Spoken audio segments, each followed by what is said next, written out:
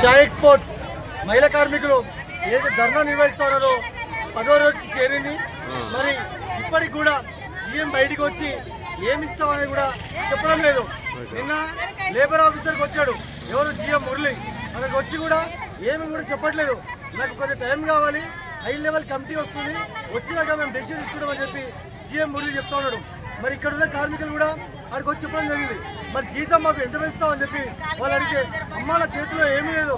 GM గత 10 రోజులు నుంచి ఏం చెప్తా ఉన్నాడు, నిన్న కూడా అదే చెప్తా ఉన్నాడు. లేబర్ కమిషనర్ గారు ఫుల్ సీరియస్ అయ్యారు. జీఎం గారు మీకు బుద్ధి ఉండాలని చెప్పి తిట్టడం జరిగింది ఈ యొక్క జీఎంని.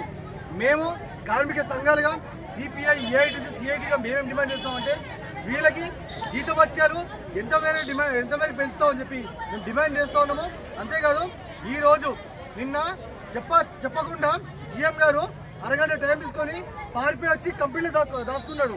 మరి ఈరోజు కూడా లేబర్ కమిషనర్ గారు 3 గంటలకి రమ్మని చెప్పి అందరినీ కూడా రమ్మని చెప్పి చెప్పడం జరిగింది. కాబట్టి జీఎం గారు వస్తారా అని కూడా చూడాలి.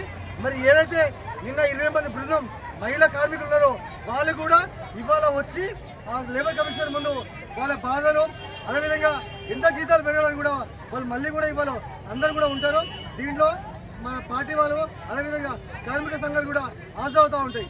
ఏదేమైనా జీతాలు పెరిగేంత వరకు కూడా ఇక్కడ నుంచి కట్టలేదని చెప్పి మహిళా కార్మికులు ముక్త ఖండంతో ఉన్నారు.